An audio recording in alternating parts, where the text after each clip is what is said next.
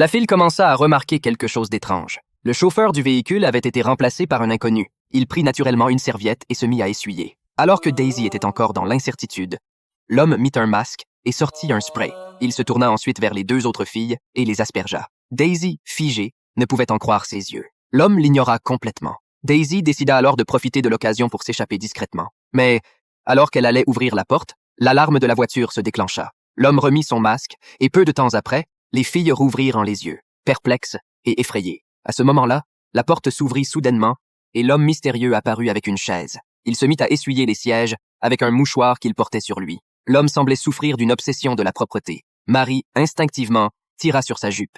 L'homme saisit directement Marie, qui, terrorisée, se mit à frapper et à donner des coups de pied, usant de toutes ses forces pour s'échapper. Daisy lui conseilla de faire ses besoins. Quelques minutes plus tard, Marie fut renvoyée indemne. Daisy, voyant que l'homme s'éloignait, se rendit compte que ce qu'elle avait dit plus tôt était exact.